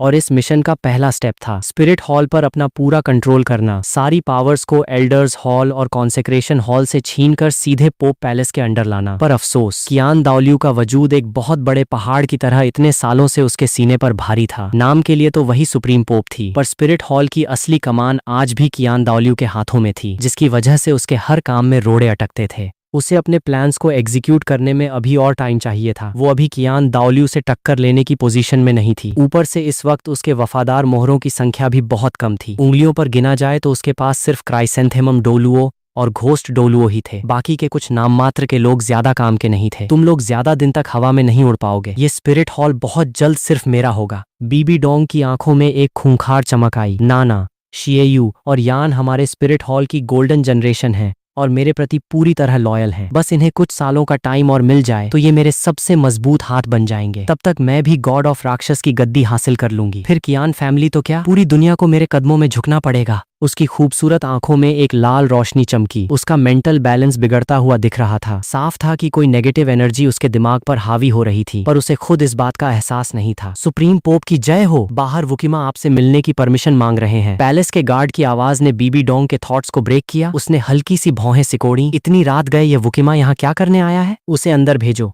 बहुत जल्द। रेड रोब्ड बिशप वुकिमा तेजी से पैलेस के अंदर आया। उसके चेहरे की खुशी छिपाए नहीं छिप रही थी। उसने झुककर सलाम किया। वुकिमा, ऐसी क्या बात है जो तुम इतने खुश नजर आ रहे हो? बीबी डोंग ने पूछा। सुप्रीम पोप को इन्फॉर्म करना चाहता हूँ कि आज वेहाई सिटी के स्पिरिट सब पैलेस के एक ऑफिसर ने एक कमाल का जीनियस ढूंढा है। मुझे पूरा यकीन है कि इसमें आपकी गहरी दिलचस्पी होगी। बीबी डोंग ने अपनी मखमली उंगलियों से सिंहासन के हैंडल को धीरे से थपथपाया। कितना बड़ा जीनियस है वो? वुकिमा की आवाज में एक्साइटमेंट साफ थी। उसके पास ट्विन स्पिरिट है, वो भी फुल कॉन्जेनिटल सोल पावर के साथ। ये सुनते ही बीबी डोंग की आंखें चमक उठी। फुल कॉन्जेनिटल सोल पावर होना ही अपने आप में बड़ी बात थी। ऐसे सोल मास्टर्स भले ही रेयर होते थे, पर हर कुछ सालों में एक दो मिल ही जाते थे। पर असली टर्निंग पॉइंट था उसका ट्विन स्पिरिट होना। इस वक्त पूरी दुनिया में इकलौती वही एक ट्विन स्पिरिट वाली सोल मास्टर थी, और अब अचानक एक और बंदा सामने आ गया था। बीबी डोंग मन ही मन सोचने लगी, इस वक्त मेरे कैंप में ऐसे ही top tier twin spirit genius की सबसे ज्यादा कमी है। अगर ये बच्चा ढंग से ग्रो कर गया तो फ्यूचर में इसका टाइटल डॉलुओ या पियरलेस डॉलुओ बनना एकदम तय है। नाना, शिएयू और यान का टैलेंट भले ही अच्छा है, पर अगर उन्हें कोई बड़ा जैकपॉट ना मिला तो वो लाइफ में मैक्सिमम स्तर 95 तक ही पहुंच पाएंगे। मेरे बिना वो अकेले कुछ बड़ा नहीं कर सकते। अगर इस नए बंदे को मैंने अपनी तरफ कर लिया तो स्पिरिट हॉल पर पूरा कंट्रोल करने का मेरा मिशन बहुत पहले ही पूरा हो जाएगा। ये सोचते ही बीबी डोंग की मुट्ठियां कस गईं, मानो उसने वो दिन अपनी आंखों के सामने देख लिया हो। उसने तुरंत पूछा, क्या वो स्पिरिट हॉल में आने को तैयार है? वुकिमा ने जवाब दिया। जिस ऑफिसर ने उसका स्पिरिट जगाया था उसके पूछते ही उसने तुरंत हाँ कर दी। वैसे भी यह नॉर्मल ही है। पूरी दुनिया में हमारे स्पिरिट हॉल के अलावा और कौन सा ऐसा ग्रुप है जो गरीब बच्चों का फ्री में स्पिरिट जगाता है? वो बेचारा एक आम गरीब बच्चा है। जब उसे हमारा इतना बड़ा सपोर्ट मिल रहा है तो वो भला किसी और के पास क्यों जाएगा? तो वो एक गरीब बैकग्राउंड से है। बीबी डोंग का दिल और ज्यादा खुश हो गया। गरीब होना तो सबसे बढ़िया था, क्योंकि उनके पीछे कोई गॉडफादर नहीं होता। एक बार वो स्पिरिट हॉल में आ गए तो उनके दिल में वफादारी जगाना बहुत आसान होता है। वो कभी गद्दारी का नहीं सोचते। उसकी आंखें चमकने लगीं। वो सोचने लगी कि क्यों ना इस बच्चे को अपना ऑफिशियल स्टूडेंट बना लिया जाए ताकि बॉन्डिंग और मजबूत हो सके। आखिर वो भी ट्विन स्पिरिट वाला था, तो पूरी दुनिया में उससे बेहतर टीचर उसे और कौन मिल सकता था। बहुत बढ़िया। बीबी डोंग ने कैजुअली हाथ हिलाया। अगर कोई और बात नहीं है तो तुम जा सकते हो। अगले प्लेटिनम बिशप के सिलेक्शन में मैं तुम्हारे नाम का खास ध्यान रखूंगी। और हाँ, जिस ऑफिसर ने उस बच्चे का स्पिरिट जगाया है उसे भी बड़ा इनाम दिया जाए। उसे सीधे किसी सब पैलेस का चीफ बना दिया जाए। साथ ही 1 लाख गोल्ड सोल कॉइन्स का बोनस भी अलॉट कर दो। वुकिमा का सीना गर्व से चौड़ा हो गया। उसे लगा कि अगला प्लेटिनम बिशप का पद अब उसकी जेब में है। उसकी यह मेहनत रंग लाई थी कि उसने खबर मिलते ही अपनी वाइफ के साथ क्वालिटी टाइम छोड़कर सीधे यहाँ रिपोर्ट करने का डिसीजन लिया था। सुप्रीम पोप का बहुत बहुत धन्यवाद। उसने एक बार फिर झुककर सलाम किया और चेहरे पर बड़ी सी स्माइल लिए तेजी से बाहर चला गया। उसके कदम हवा में थे। जैसे ही वुकिमा की परछाई गायब हुई, बीबी डोंग ने पैलेस के अंधेरे कोने की तरफ देखकर कहा, घोष, तुम आज रात को ही वेहाई सिटी के लिए निकलो। हर हाल में उस बच्चे को सेफली यहाँ लेकर आना। अंधेरे में से एक ठंडी और खूंखार आवाज आई, जो आज्ञा। वहां की परछाई में हल्का सा मूवमेंट हुआ और फिर से सन्नाटा छा गया। बीबी डोंग ने पैलेस से बाहर रात के आसमान को देखा और मन में बुदबुदाई, उम्मीद है कि इस बच्चे का टैलेंट मेरी इस उम्मीद पर खरा उतरेगा। कहानी को आगे बढ़ाते हैं। अगले 3 दिनों तक तुम लगातार पीछे वाले पहाड़ पर 89 मिस्टेरियस आर्ट्स का कल्टीवेशन करते रहे, जिससे तुम्हारी बॉडी की स्ट्रेंथ काफी बढ़ गई। इस दिन तुम पहाड़ पर एक बड़े से पत्थर पर लेटे हुए थे और मुंह में एक ब्लू सिल्वर ग्रास दबा रखी थी। तभी तुम्हें अपनी छोटी बहन यांग चान की आवाज सुनाई दी। तुमने सिर घुमाकर देखा। उसका चेहरा भागने की वजह से एकदम लाल हो चुका था। भैया, गांव में बहुत सारे सोल मास्टर्स आए हैं। वो ऑफिसर सर बोल रहे हैं कि वो आपको लेने आए हैं। चलो, फाइनली वो आ गए। तुम पत्थर से उठकर बैठे और उसे गोद में उठा लिया। चलो। तुम यांग चान को गोद में लेकर नीचे आए। दूर से ही गांव के एंट्रेंस पर तुम्हें 3 आलीशान रथ, बख्तरबंद सैनिकों की एक टुकड़ी और स्पिरिट हॉल की यूनिफॉर्म पहने कुछ लोग ओल्ड जेरी से बात करते हुए दिखाई दिए। ओल्ड जेरी ने तुम्हें आते देखा और हाथ हिलाया। तुमने यांग चान को नीचे उतारा और शांति से कहा, सरपंच दादा। फिर तुमने भीड़ में खड़े वांग हेगुई की तरफ देखा। अंकल, क्या हम स्पिरिट हॉल के लिए निकल रहे हैं? वांग हेगुई ने मुस्कुराकर सिर हिलाया। बिल्कुल सही। पहले हम वेहाई सिटी के सब पैलेस जाएंगे, उसके बाद वहां से लोग तुम्हें मेन हेडक्वार्टर ले जाएंगे। उसे अभी अभी सब पैलेस का चीफ बनने का ऑफिशियल ऑर्डर मिला था। इसे कहते हैं रातों रात किस्मत चमकना, और ये सब तुम्हारी वजह से हुआ था, इसलिए वो तुम्हें बहुत प्यार से देख रहा था। तो फिर मुझे पहले अपने परिवार को इन्फॉर्म करने की परमिशन दे दीजिए। अरे उसकी कोई जरूरत नहीं है, वांग हेगुई ने हाथ से इशारा किया। तुम्हारा परिवार भी तुम्हारे साथ वेहाई सिटी चल रहा है, बाकी बातें रथ में करेंगे। तुम्हें थोड़ा अचंभा हुआ। तुमने भीड़ में से भाई यांग जियाओ और छोटी बहन यांग चान को पास बुलाया। वांग हेगुई ने तीनों बच्चों को देखा और बिना सोचे पूछ बैठा, तुम्हारे माता पिता कहाँ हैं? यांग जियाओ और यांग चान ने अपने सिर झुका लिए।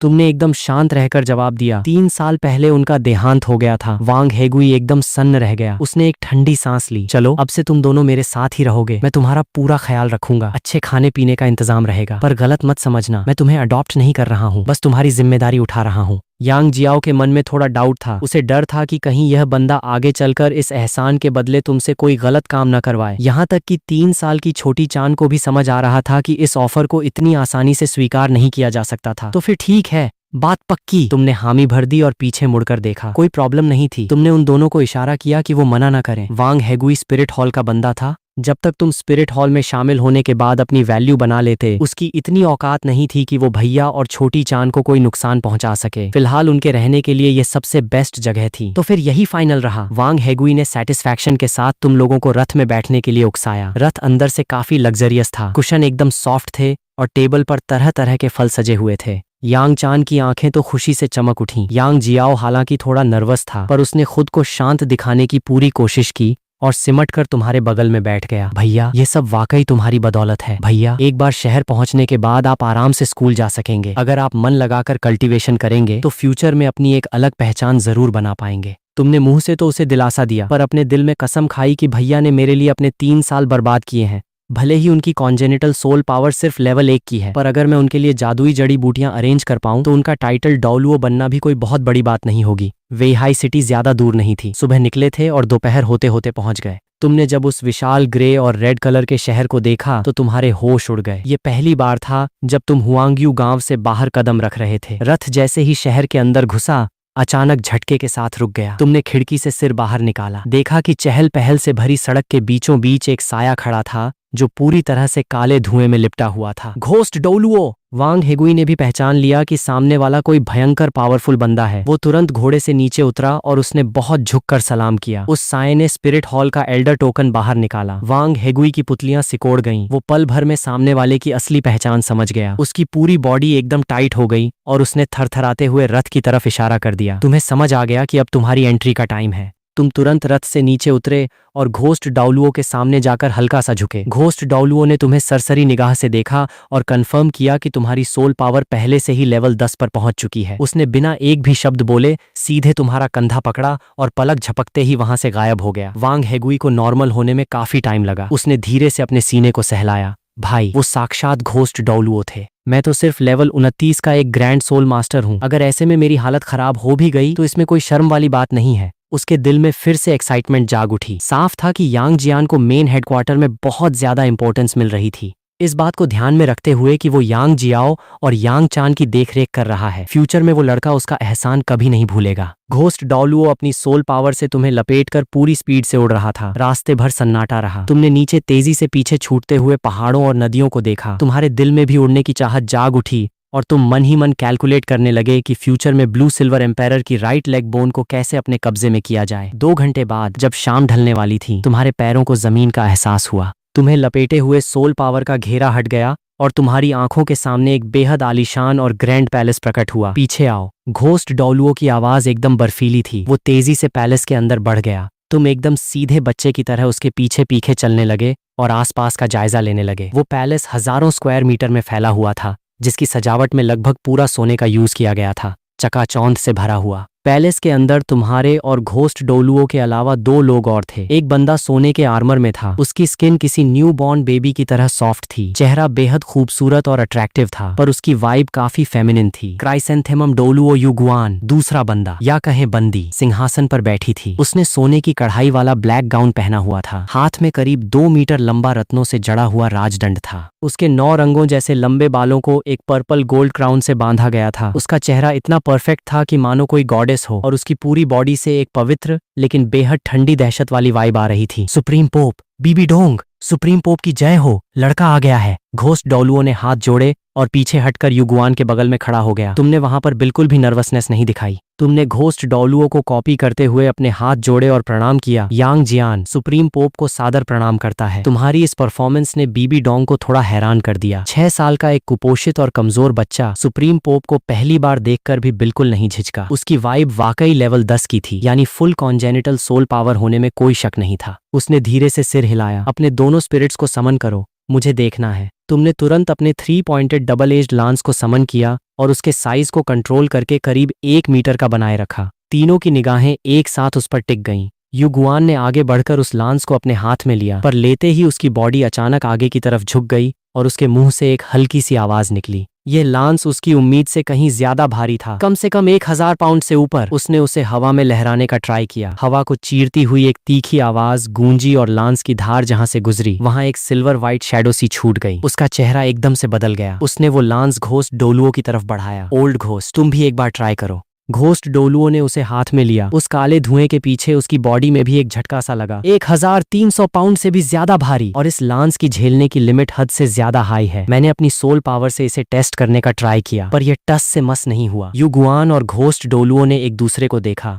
दोनों के चेहरों पर साफ तौर पर शॉक देखा जा सकता था। किसी भी टॉप टियर टूल स्पिरिट को जज करने का सबसे बड़ा पैमाना उसकी झेलने की लिमिट ही होती है, और यह लांस घोस्ट डोलुओ के टेस्ट करने पर भी बिल्कुल वाइब्रेट तक नहीं हुआ था। युगुआन पीछे घूमा और उसने हाथ जोड़े। सुप्रीम पोप, इस बच्चे के स्पिरिट की क्वालिटी इतनी हाई है कि शायद मैंने अपनी पूरी लाइफ में जितने भी टूल स्पिरिट्स देखे हैं, ये उन सब में सबसे ऊपर है। बीबी डोंग की आंखों में एक अनोखी चमक आई। वो अपने सिंहासन से उठी और धीरे धीरे नीचे आई। उसने 3 पॉइंटेड डबल एज्ड लांस को अपने हाथ में लिया, अपनी आंखें बंद की और अपनी प्योर सोल पावर को उस लांस के अंदर ट्रांसफर करके चेक करने लगी। थोड़ी देर बाद उसने अपनी आंखें खोली। उसकी आवाज में एक दबी हुई एक्साइटमेंट थी। इस लांस की झेलने की लिमिट मैंने बहुत डीप में जाकर टेस्ट किया, पर फिर भी इसका अंत नहीं मिला। अगर मेरा अंदाजा सही है तो क्लियर स्काई हैमर की लिमिट भी इसके सामने कुछ नहीं होगी। ये 3 pointed double edged lance clear sky hammer से रत्ती भर भी कम नहीं है। युगुआन और घोस्ट डोलुओ ने एक साथ ठंडी सांस ली। बीबी डोंग ने अपनी बात जारी रखी। अगर पोटेंशियल की बात करें तो ये लांस शायद क्लियर स्काई हैमर से भी आगे निकल जाए।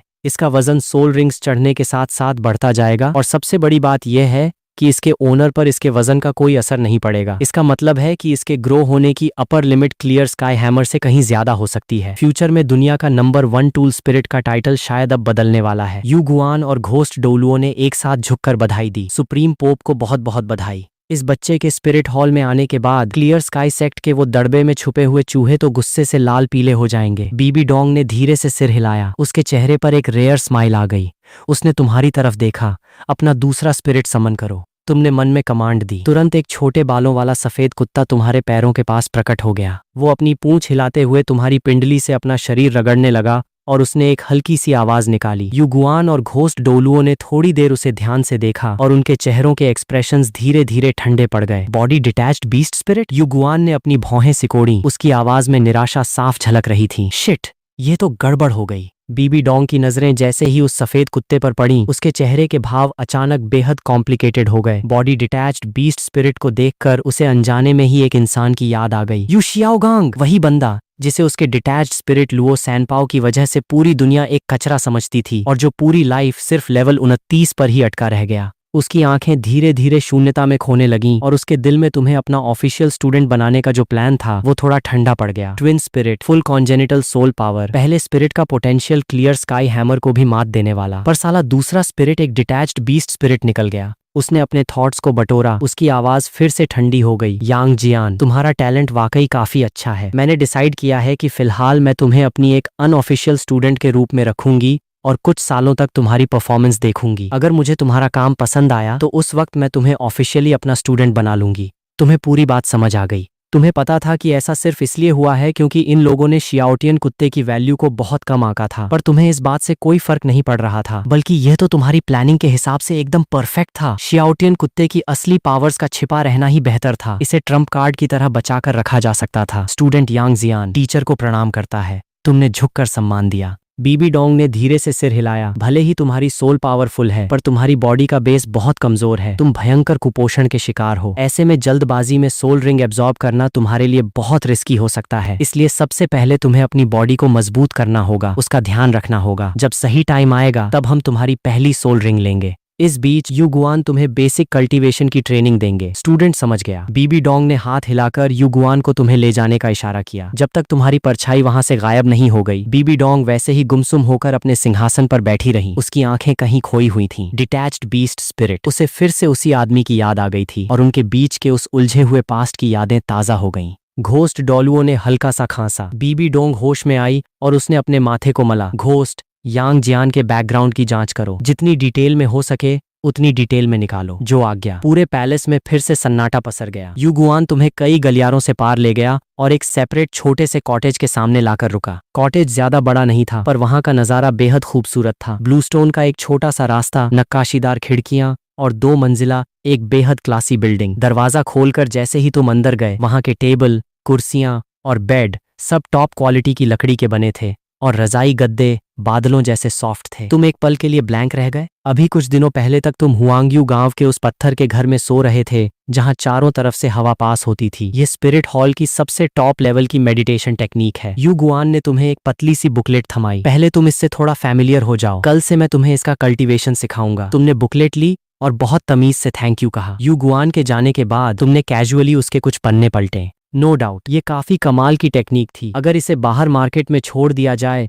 तो इसके लिए न जाने कितने सोल मास्टर्स आपस में कट मरेंगे, पर तुमने सिर्फ 2 नजरें डाली और उसे टेबल पर फेंक दिया। कितनी भी बड़ी मेडिटेशन टेक्निक क्यों ना हो, वो 89 मिस्टेरियस आर्ट्स के सामने एक कचरा ही थी। तुमने बेड पर पलथी मारी और अपनी टेक्निक को एक्टिवेट कर दिया। डोलुओ डेलू की सोल पावर असल में इस नेचर की एनर्जी ही तो थी। 89 मिस्टेरियस आर्ट्स तो प्राचीन काल की परम जादुई एनर्जी तक को रिफाइन कर सकती थी। तो इस सोल पावर की क्या औकात थी। धीरे धीरे सोल पावर तुम्हारी बॉडी के अंदर खींची चली आई। उसका एक हिस्सा सोल पावर में कन्वर्ट होकर तुम्हारे डेंटियन में स्टोर होने लगा और दूसरा हिस्सा तुम्हारी नसों और पूरी बॉडी में समाकर तुम्हारी फिजिकल स्ट्रेंथ को और ज्यादा मजबूत करने लगा। पूरी रात बीत गई। अगली सुबह दरवाजे पर नॉक होने की आवाज से तुम्हारी आंखें खुली। 2 सर्वेंट लड़कियां तुम्हारे लिए नाश्ता लेकर आई थीं, जिसमें करीब 7-8 तरह की डिशेज सजी हुई थीं। उनमें सबसे ज्यादा अट्रैक्टिव थी एक गोल्डन कलर की मीट की प्लेट। यह एक 100 साल पुराने स्पिरिट बीस्ट का मीट था, जिसे युगुआन ने स्पेशल तौर पर तुम्हारी बॉडी को रिकवर करने के लिए भिजवाया था। तुमने उसका एक टुकड़ा मुंह में डाला। मीट बेहद सॉफ्ट और जूसी था। तुम्हें पिछले 3 साल की याद आ गई, जब तुम हर मील में सिर्फ मछली खा रहे थे। भुनी मछली, उबली मछली, स्टीम्ड मछली, अचार वाली मछली। तुम्हें लगा कि तुम्हारी आंखों से आंसू ही निकल आएंगे। मानना पड़ेगा, स्पिरिट हॉल वाकई एक नंबर जगह है। तुमने तूफान की तरह प्लेट साफ कर दी। वो स्पिरिट बीस्ट का मीट तुम्हारी बॉडी के अंदर एक गर्म एनर्जी बनकर फैल गया और तुम्हारी नसों में समा गया। तुमने अभी अपनी चॉपस्टिक्स रखी ही थी कि कॉटेज के बाहर कदमों की आवाज सुनाई दी। यही वो जगह है ना? मैं भी जरा देखूं कि आखिर कौन सा सुरमा आया है। 3 लोग कॉटेज के एंट्रेंस पर प्रकट हुए। सबसे आगे खड़ी लड़की करीब 12-13 साल की थी। उसके सुनहरे बाल कंधों पर बिखरे थे। फीचर्स बेहद परफेक्ट थे और उसकी आंखों में एक अलग सी कशिश, एक नेचुरल अट्रैक्शन था। हुलियना। उसके पीछे उसका भाई खड़ा था, जिसके सिल्वर बाल थे और लुक्स काफी कूल थे, शिएयू। और उनके साथ खड़ा था एक रेड हेयर्ड भारी बॉडी वाला लड़का, जिसके शरीर से एक गर्म वाइब आ रही थी, यान। ये तीनों स्पिरिट हॉल की गोल्डन जनरेशन थे। यान बड़े बड़े कदम बढ़ाता हुआ यार्ड के अंदर आया और तुम्हें ऊपर से नीचे तक देखा। उसकी आंखों में साफ तौर पर हेट और घमंड था। भयंकर कुपोषित, साला बिल्कुल बंदर जैसा दिख रहा है। सुप्रीम पोप ने आखिर तुझे अपना अनऑफिशियल स्टूडेंट कैसे बना लिया? यान, तमीज से बात करो। हुलियना ने अपनी भौहें सिकोड़ी। मैं तो सिर्फ सच बोल रहा हूँ। यान ने अपने हाथ बांधे और तुम्हें आर्डर देने वाले टोन में बोला, ओए लड़के, अपना स्पिरिट समन कर और मुझे दिखा। आखिर तेरे पास ऐसी क्या औकात है? तुमने अपनी चॉपस्टिक्स रखी, बहुत आराम से अपना मुंह साफ किया और सिर उठाकर उसे देखा। तू कौन है बे? यान का चेहरा एकदम से उतर गया। मेरा नाम यान है, स्पिरिट हॉल की गोल्डन जनरेशन का मेंबर, लेवल 32 का स्पिरिट एल्डर। तुमने सिर हिलाया। तो मैं क्या करूं? यान एक कदम और आगे बढ़ा। मुझे आज तक सुप्रीम पोप ने अपना स्टूडेंट नहीं बनाया। फिर तेरी क्या औकात है? हुलियना और शिएयू ने एक दूसरे को देखा, पर उसे रोका नहीं। वो भी अंदर से क्यूरियस थे कि इस 6 साल के बच्चे में ऐसी क्या खास बात है। तुमने अपना सिर थोड़ा सा टिल्ट किया। तो तू चाहता क्या है? एक छोटा सा मुकाबला? यान ने तुम्हारी तरफ उंगली उठाई। मैं तुझ पर कोई धौंस नहीं जमाऊंगा। मैं अपनी सोल पावर यूज नहीं करूंगा, अपना स्पिरिट भी समन नहीं करूंगा। सिर्फ प्योर फिजिकल स्ट्रेंथ से बात होगी। तुझे भी पता चले कि हमारे बीच में कितना बड़ा गैप है। तुमने उसे एक नजर देखा और अचानक तुम्हारे होठों पर एक स्माइल आ गई। अच्छा, तो तेरा नाम यान है ना? तेरी उम्र कितनी है रे? 13 साल। और मैं सिर्फ 6 साल का हूँ। तुम अपनी चेयर से नीचे उतरे और सिर उठाकर उसे देखा। एक 13 साल का लड़का 6 साल के बच्चे को चैलेंज कर रहा है, वो भी इतने प्राउड के साथ। ऊपर से तू लेवल 32 का एक स्पिरिट एल्डर है। भले ही तू अपनी सोल पावर और स्पिरिट यूज ना करे, पर तेरी बॉडी सोल पावर से न जाने कितनी बार रिफाइन हो चुकी होगी। और मुझे स्पिरिट जगाए अभी कुछ ही दिन हुए हैं। यान का चेहरा गुस्से और शर्म से एकदम लाल हो गया। शिएयू ने अपना मुंह फेरकर हल्की सी खांसी दबाई और हु लिएना ने भी अपना मुंह हाथ से छिपा लिया। उसके कंधे धीरे धीरे हिल रहे थे। तू यान की बोलती पूरी तरह बंद हो चुकी थी। पर ठीक है, जब तेरा इतना मन कर ही रहा है, तुमने एकदम से अपना टोन बदला, तो मैं भी तेरे साथ थोड़ा टाइम पास कर लेता हूँ। तुम भी अंदर से ये टेस्ट करना चाहते थे कि 89 मिस्टेरियस आर्ट से रिफाइन होने के बाद तुम्हारी बॉडी का लेवल इस वक्त कितना बढ़ चुका था। तू श्योर है ना? यान ने अपनी आंखें सिकोड़ी। एकदम श्योर। ठीक है, बाद में ये मत रोना कि मैंने तुझ पर जुल्म किया। यान यार्ड के बीच में गया और उसने उंगली से इशारा किया। आजा, पहला वार तू ही कर। उसकी पूरी बॉडी में कमियां ही कमियां नजर आ रही थीं। तुमने बिना कुछ बोले बहुत ही सधे हुए कदमों से उसकी तरफ बढ़ना शुरू किया। जैसे ही तुम उससे सिर्फ 3 कदम की दूरी पर पहुंचे, तुम्हारी बॉडी अचानक एक स्प्रिंग की तरह बाउंस हुई। धड़ाम! तुम्हारी मुट्ठी पूरी ताकत के साथ सीधे यान के पेट पर जाकर बैठी। वो दर्द के मारे किसी उबले हुए झींगे की तरह दोहरा हो गया और उसके चेहरे का घमंड पल भर में गायब हो गया। तुमने उसे संभलने का 1 सेकंड का भी मौका नहीं दिया। तुम्हारी कोहनी सीधे उसकी पसलियों पर लगी और घुटने से तुमने उसे ऊपर की तरफ उड़ाया। मुक्के, कोहनियां, घुटने और लातें, मानो कोई भयंकर तूफान आ गया हो। ये सारे मूव्स तुम्हें स्पिरिट हॉल ने नहीं सिखाए थे, बल्कि 89 मिस्टेरियस आर्ट्स का कल्टीवेशन करते वक्त तुम्हारी बॉडी के अंदर से निकले हुए नेचुरल कॉम्बैट स्किल्स थे। उसने काउंटर अटैक करने का ट्राई किया, पर तुम्हारी अटैक करने की स्पीड इतनी फास्ट थी और एंगल्स इतने खतरनाक थे कि वो कुछ समझ ही नहीं पा रहा था। कॉटेज के एंट्रेंस पर खड़े शिएयू और हु लिएना के चेहरों के एक्सप्रेशंस, जो पहले एकदम कैजुअल थे, अब पूरी तरह से शॉक में बदल चुके थे। इसने अपना स्पिरिट यूज नहीं किया है। हु लिएना के मुंह से बशकिल एक फुसफुसाहट निकली। इसने तो सोल पावर तक टच नहीं की है। शिएयू तुम्हारी हर एक मूवमेंट को अपनी आंखों से स्कैन कर रहा था।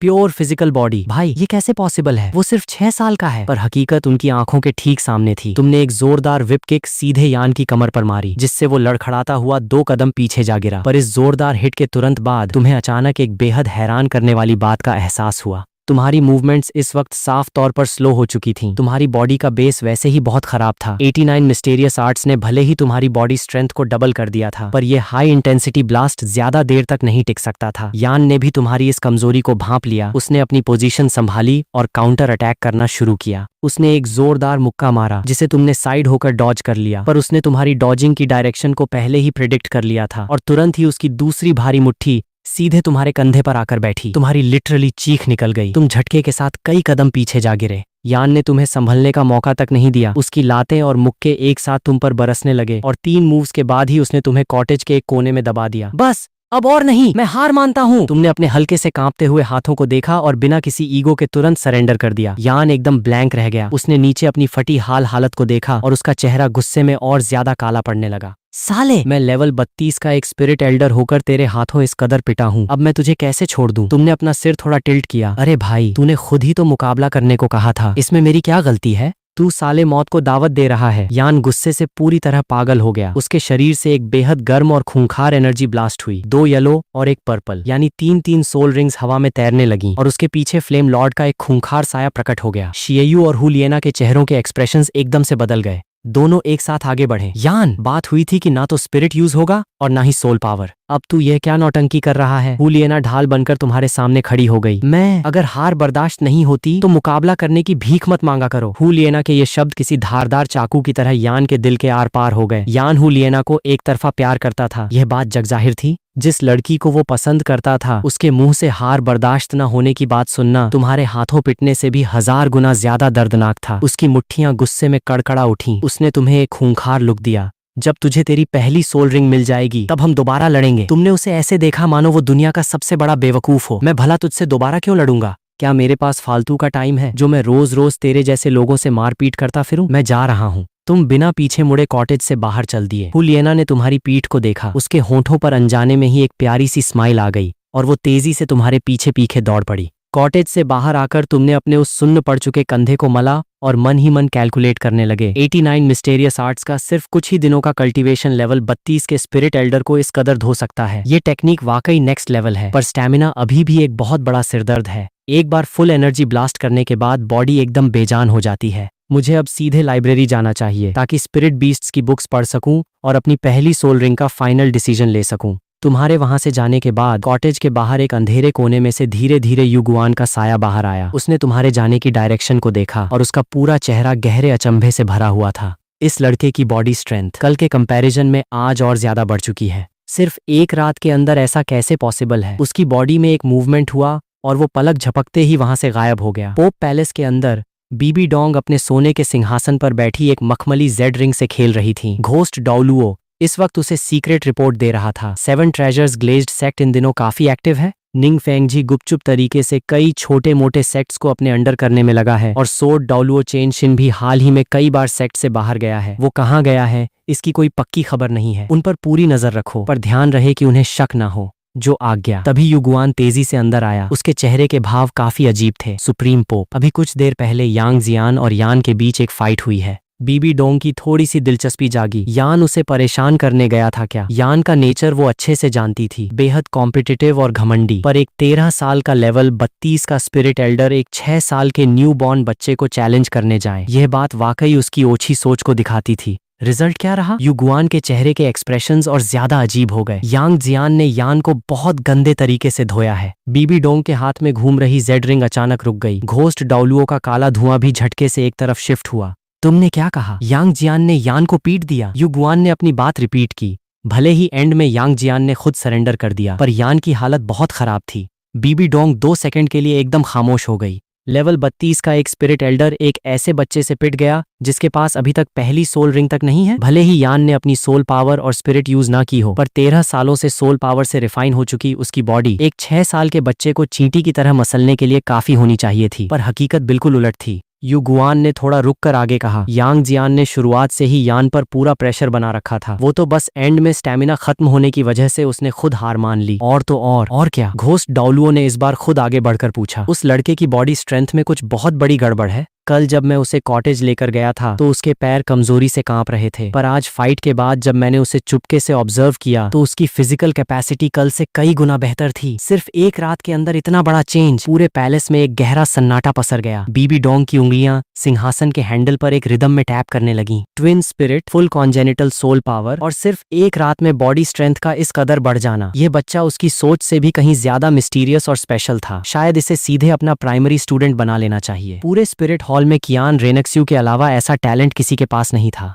पर तभी अचानक यू शियाओगांग का चेहरा उसके दिमाग में फ्लैश हो गया। या कहें तो यू शियाओगांग के बगल में पूंछ हिलाते उस लुओ सैनपाओ का साया, वो छोटे बालों वाला सफेद कुत्ता यांग जियान के दूसरे स्पिरिट से कितना ज्यादा मिलता जुलता था। बीबी डोंग की आंखों में एक अजीब सी कड़वाहट आ गई। जब भी वो यांग जियान को देखती थी उसे अपने पास्ट के वो काले दिन याद आ जाते थे जिन्हें वो कभी याद नहीं करना चाहती थी। चलो थोड़ा टाइम और ऑब्जर्व करते हैं, उसने फाइनल डिसीजन लिया। युगुआन ने पूछा, क्योंकि यांग जियान की बॉडी स्ट्रेंथ काफी अच्छी हो चुकी है तो क्या हमें अभी उसे पहली सोल रिंग दिलाने ले जाना चाहिए? कोई जल्दी नहीं है, बीबी डोंग ने जवाब दिया। एक टॉप क्लास सोल मास्टर के पास अपने खुद के डिसीजंस होने चाहिए। जब वो खुद इस बारे में बात करे तब देखेंगे। स्पिरिट हॉल की एक चौड़ी ब्लूस्टोन सड़क पर इस वक्त तुम पूरी तरह से ब्लैंक खड़े थे। तुम्हें घूमते घूमते पूरे 2 घंटे हो चुके थे। साला स्पिरिट हॉल हद से ज्यादा बड़ा था। भूल भुलैया जैसे गलियारे, अनगिनत रास्ते। तुम 6 साल के एक नए नवेले बच्चे पूरी तरह से रास्ता भटक चुके थे।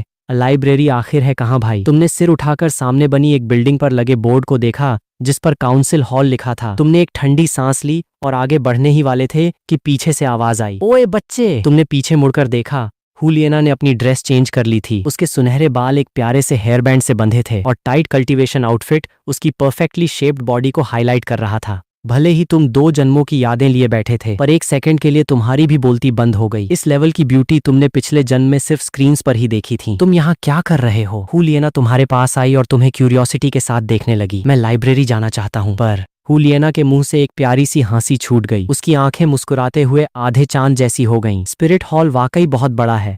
जब मैं पहली बार आई थी तो मैं भी कई बार रास्ता भूली थी। चलो मैं तुम्हें वहां ले चलती हूँ। वैसे भी मैं इस वक्त फ्री हूँ। अरे इसकी कोई जरूरत नहीं, कोई प्रॉब्लम नहीं है। हुलियना ने तुम्हारी बात बीच में ही काट दी। उसका टोन काफी लाइट और फ्रेंडली था। मेरा नाम हुलियना है। मैं टीचर की प्राइमरी स्टूडेंट हूँ और तुम टीचर के अनऑफिशियल स्टूडेंट हो, तो टेक्निकली हम एक ही सेक्ट के भाई बहन हुए। सीनियरिटी के हिसाब से तुम्हें मुझे सीनियर सिस्टर कहना चाहिए। तो एक सीनियर सिस्टर का अपने जूनियर भाई को रास्ता दिखाना तो बनता है ना? तुम्हारे पास मना करने का कोई बहाना नहीं था, तो ठीक है। सीनियर सिस्टर, आपको तकलीफ देने के लिए शुक्रिया। हुलियना ने अपनी लाइफ में न जाने कितने जीनियस देखे थे, पर ट्विन स्पिरिट वाला बंदा पूरी दुनिया में सिर्फ बीबी डोंग के बाद यही एक था। ऊपर से फुल कॉन्जेनिटल सोल पावर, उसका खुद का टैलेंट लेवल 9.5 की सोल पावर के साथ टॉप नॉच था, पर फुल कॉन्जेनिटल सोल पावर एक अलग ही लेवल का गेम था। हैरान करने वाली बात है कि ऐसे खतरनाक टैलेंट के बाद भी टीचर ने इसे सिर्फ एक अनऑफिशियल स्टूडेंट बनाकर क्यों रखा है। उसने मन में सोचा, पर मुंह से नहीं पूछा। उसने टॉपिक चेंज किया, तुम्हारा घर कहाँ है और तुम्हारे माता पिता का स्पिरिट क्या था। हुआंगयू गांव के मछुआरे थे, पिता का स्पिरिट भाला था और माँ का देसी कुत्ता। तुमने बहुत ही कैजुअली जवाब दिया। हुलियना ने सोच में डूबे हुए सिर हिलाया और आगे कोई सवाल नहीं किया। लो, लाइब्रेरी आ गई, आगे से कोई भी डाउट हो तो मुझसे पूछ सकते हो। मन लगाकर कल्टीवेशन करना और टीचर के भरोसे को टूटने मत देना। हुलियना ने हाथ हिलाया, उसके होठों पर एक प्यारी सी स्माइल थी। तुमने बड़े बड़े कदम बढ़ाकर लाइब्रेरी के अंदर एंट्री ली। पुरानी बुक्स की एक हल्की सी खुशबू तुम्हारे चेहरे से टकराई। बड़े बड़े आलीशान बुक शेल्फ्स एक लाइन से सजे हुए थे। वहां कोई सिक्योरिटी गार्ड नहीं था, क्योंकि स्पिरिट हॉल के अंदर किसी चोर की इतनी औकात नहीं थी कि वो बुक्स चुराने की सोच भी सके। तुम सीधे सबसे पास वाले शेल्फ की तरफ बढ़े और एक स्पिरिट बीस्ट इंसाइक्लोपीडिया उठाकर तेजी से पन्ने पलटने लगे। तुम्हारी नजरें एक एक करके सारे बीस्ट्स के डायग्राम्स को स्कैन कर रही थीं। जब भी तुम्हें अपनी उम्मीद के मुताबिक कोई बीस्ट दिखता, तुम वहीं रुक जाते और उसके बिहेवियर, उसकी पावर्स और उसकी सोल रिंग की एबिलिटीज को डिटेल में स्टडी करने लगते। हुलियना बगल के शेल्फ पर झुकी हुई बोरियत से अपने बालों से खेल रही थी। वो इस छोटे भाई से थोड़ी और गप्पे मारना चाहती थी, पर यह लड़का लाइब्रेरी में घुसते ही मानो किसी रोबोट मोड में चला गया था। उसने तो उसे एक नजर मुड़कर देखा तक नहीं। लिटरली किताबी कीड़ा है। उसने अपना मुंह बनाया, थोड़ी देर खड़ी रही और फिर जाने के लिए तैयार हुई। यांग जियान, मैं अब निकल रही हूँ। वैसे मेरा कॉटेज तुम्हारे पड़ोस में ही है, कोई काम हो तो आ जाना। ठीक है, थैंक यू सीनियर सिस्टर, तुमने बिना सिर उठाए जवाब दिया। हुलियना ने अपनी आंखें ऊपर की, एक लंबा सा सांस लिया और वहां से चली गई। पन्ने पलटने की आवाजों के बीच टाइम का पता ही नहीं चला। खिड़की के बाहर की रोशनी, जो पहले ब्राइट थी, अब हल्की पीली और फिर पूरी तरह से अंधेरे में बदल गई। लाइब्रेरी की मैजिकल लाइट्स अपने आप ऑन हो गईं। तुमने अपने हाथ में पकड़ी उस ईंट जितनी मोटी बुक को बंद किया, अपनी थकी हुई आंखों को मला और एक लंबी गहरी सांस ली। चलो, अब एक क्लियर डायरेक्शन मिल गई है। 3 पॉइंटेड डबल एज्ड लांस के लिए सोल रिंग की स्ट्रैटेजी। यह एक विशुद्ध टूल स्पिरिट है जिसका वजन बेहद खूंखार है और इसकी शार्पनेस अपने लेवल के किसी भी हथियार से 1000 गुना बेहतर है। इसका future development no doubt pure strength और हैवी अटैक की तरफ ही होना चाहिए। तुमने बुक्स में 2 सबसे खतरनाक बीस्ट्स को शॉर्टलिस्ट किया था, टाइटन जियांट ऐप और dark gold terraclaw bear. Titan giant ape, अगर यह बीस्ट 10,000 साल से ऊपर का हो जाए तो इसके पास ग्रेविटी कंट्रोल की गॉड लेवल एबिलिटी आ जाती है। सोचो, तुम्हारे 3 पॉइंटेड डबल एज्ड लांस के भारी वजन के साथ अगर ग्रेविटी का कॉम्बिनेशन मिल जाए तो जब तुम एक लांस हवा से नीचे मारोगे तो ग्रेविटी पल भर में कई गुना बढ़ जाएगी। दुश्मन वहां से हिल तक नहीं पाएगा और उसे सीधे 1000 पाउंड से ऊपर के लांस के वार को अपनी छाती पर झेलना होगा। डार्क गोल्ड टेराक्लॉ बेयर, यह बीस्ट प्योर स्ट्रेंथ और एब्सोल्यूट डिस्ट्रक्शन का दूसरा नाम है। इसके पंजों में इतनी पावर होती है कि वो अपने ही लेवल के किसी भी बीस्ट के डिफेंस को कागज की तरह फाड़ सकते हैं। इसकी pure attacking power Titan giant app से भी ऊपर मानी जाती है, पर प्रॉब्लम यह थी कि यह प्रजाति स्टार डू ग्रेट फॉरेस्ट के सबसे कोर एरिया में रहती है, जहां 4 लाख साल से भी पुरानी पावर वाला बियर किंग राज करता है। उसकी नाक के नीचे से सोल रिंग चुराना साक्षात किसी टाइटल डॉलुओ के मुंह से निवाला छीनने जैसा इम्पॉसिबल टास्क था। इसलिए टाइटन जियांट ऐप का ऑप्शन सबसे सेफ और प्रैक्टिकल था। ग्रेविटी कंट्रोल का तुम्हारे लांस के साथ कॉम्बिनेशन लिटरली गदर मचाने वाला था। बेशक अगर रास्ते में कोई डार्क गोल्ड टेराक्लॉ बेयर मिल जाता तो तुम उसे भी छोड़ने वाले नहीं थे। तुम खड़े हुए, बुक को उसकी जगह पर वापस रखा और लाइब्रेरी से बाहर आ गए। चांद की ठंडी रोशनी ब्लूस्टोन के रास्ते पर बिखरी हुई थी। कॉटेज वापस पहुंचने पर दोनों सर्वेंट लड़कियां तुम्हारा वेट कर रही थीं। बहुत जल्द टेबल पर गर्मा गर्म डिशेज सज गईं। 100 साल पुराने स्पिरिट बीस्ट के मीट का सूप, रोस्टेड मीट लॉक्स और कुछ सब्जियां। तुम बैठ गए और भूखे भेड़िए की तरह खाने पर टूट पड़े। रोज रात को 89 मिस्टेरियस आर्ट्स का कल्टीवेशन करने की वजह से तुम्हारी बॉडी बहुत ज्यादा एनर्जी कंज्यूम कर रही थी और तुम्हारी भूख पहले के कंपैरिजन में कई गुना बढ़ चुकी थी। इसके बाद के दिन एक फिक्स रूटीन में बदल गए। दिन के समय तुम लाइब्रेरी में बंद रहते। स्पिरिट बीस्ट्स के बिहेवियर, सोल रिंग्स के बेस्ट कॉम्बिनेशंस, इस कॉन्टिनेंट की ज्योग्राफी और बड़े बड़े सेक्ट्स की इंटरनल पावर्स, तुम जो हाथ लगता सब पढ़ डालते और रात के समय बिना एक भी दिन मिस किए बेड पर बैठकर 89 मिस्टेरियस आर्ट्स का कल्टीवेशन करते। युगुआन भी कभी कभार आकर तुम्हें सोल पावर को कंट्रोल करने और उसकी मूवमेंट को फील करने के बेसिक टिप्स दे जाता था। आखिर वो लेवल 95 का एक टाइटल डोलुओ था। उसकी दी हुई 2 लाइंस की नॉलेज भी तुम्हारे लिए किसी खजाने से कम नहीं थी। टाइम पंख लगाकर उड़ता गया और देखते ही देखते 3 महीने बीत गए। इस सुबह तुम बेड पर पलथी मारे बैठे थे और तुमने धीरे से अपनी आंखें खोली। तुमने अपनी मुट्ठी को कसकर बंद किया और मन में बुदबुदाए, भाई इसे कहते हैं असली ट्रांसफॉर्मेशन। इन 3 महीनों में तुम्हारी पूरी काया पलट चुकी थी।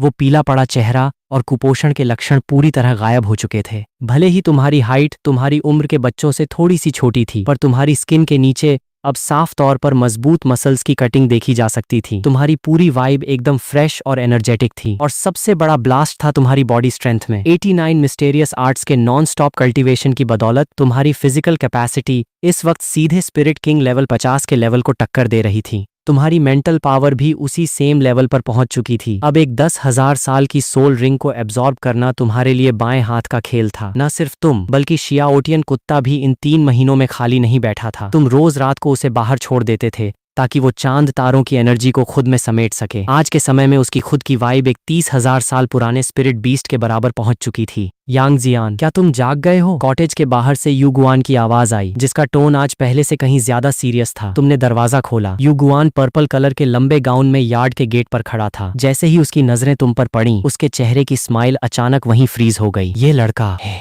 उसने तुम्हें ऊपर से नीचे तक स्कैन किया। उसकी आंखों में शौक साफ देखा जा सकता था। वो साफ फील कर पा रहा था कि इस बच्चे की बॉडी का लेवल 3 महीने पहले के कंपैरिजन में जमीन आसमान का अंतर ले चुका था। उसके अंदर से निकलने वाली वो शांत पर बेहद खतरनाक लाइफ फोर्स स्पिरिट हॉल के कई स्पिरिट किंग्स से भी ज्यादा सॉलिड थी। तुमने अपनी बॉडी को आखिर किस तरह ट्रेन किया है? युगुआन खुद को रोक नहीं पाया और पूछ बैठा। तुमने अपना सिर खुजलाया और एक मासूम सा चेहरा बनाया। मुझे भी ठीक से नहीं पता अंकल यू। जब से मेरा स्पिरिट जागा है, मेरी बॉडी स्ट्रेंथ रोज अपने आप ही बढ़ती जा रही है। क्या इसमें कोई प्रॉब्लम है? युगुआन थोड़ी देर के लिए खामोश हो गया। उसके पास इस मिस्ट्री का कोई जवाब नहीं था, इसलिए उसने इसे 3 पॉइंटेड डबल एज्ड लांस के स्पिरिट की अनोखी क्वालिटी मानकर रफा दफा कर दिया। आखिर वो एक ऐसा टूल स्पिरिट था जिसे खुद पोप बीबी डोंग ने क्लियर स्काई हैमर के बराबर का दर्जा दिया था। कोई प्रॉब्लम नहीं है। उसने अपना टोन बदला। जल्दी से अपना सामान समेटो, हमें आज ही निकलना है। कहाँ के लिए अंकल? तुम्हारी पहली सोल रिंग लेने के लिए। तुम्हारी बॉडी अब इसके लिए पूरी तरह रेडी है। तुम्हारा दिल झटके से धड़क उठा। पूरे 3 महीनों से तुम इसी दिन का वेट कर रहे थे और वो दिन आखिरकार आ गया था। पर तुमने बिना सोचे समझे तुरंत हाँ नहीं कही। तुमने अपना सिर उठाया और बहुत सीरियस होकर युगुआन की आंखों में देखा। अंकल यू, क्या मैं अपनी पहली सोल रिंग खुद चूज कर सकता हूँ? तुम्हें कौन सा बीस्ट चाहिए? Titan giant app. तुमने बिना 1 सेकंड गंवाए अपना वो डिसीजन उसके सामने रख दिया जो तुमने पहले ही सोच रखा था, और तुरंत एक लाइन और जोड़ी, वैसे अगर डार्क गोल्ड टेराक्लॉ बेयर मिल जाए तो वो और भी बेस्ट रहेगा। मैंने 3 महीनों तक लाइब्रेरी में बुक्स पढ़ी हैं। मेरे लांस के लिए ये 2 बीस्ट्स ही सबसे बेस्ट चॉइस हैं। युगुआन की आंखों में एक गहरी तारीफ की चमक आई। चलो, इस लड़के का लाइब्रेरी में बैठना बेकार नहीं गया। ये दोनों बीस्ट्स वाकई स्ट्रेंथ और अटैकिंग कैटेगरी के सबसे किंग ऑप्शंस थे। चॉइस तो तुम्हारी लाजवाब है, पर उसने अपनी बात घुमाई। हमारे पास की नॉर्मल जंगलों में ये बीस्ट्स नहीं मिलते। इनके लिए हमें सीधे स्टार डू ग्रेट फॉरेस्ट जाना होगा, और ये दोनों प्रजातियां सिर्फ वहां के सबसे खतरनाक कोरी एरिया में ही पाई जाती हैं। तुम्हें इस बात का पहले से ही पूरा आइडिया था, तो फिर हम स्टार डू ग्रेट फॉरेस्ट ही चलेंगे। युगुआन अभी कुछ बोलने ही वाला था कि तभी यार्ड के बाहर से तेजी से दौड़ने की आवाज आई। हुलियना हांफती हुई यार्ड के अंदर आई। उसके सुनहरे बाल हवा में बिखरे हुए थे और भागने की वजह से उसके गाल एकदम गुलाबी हो चुके थे।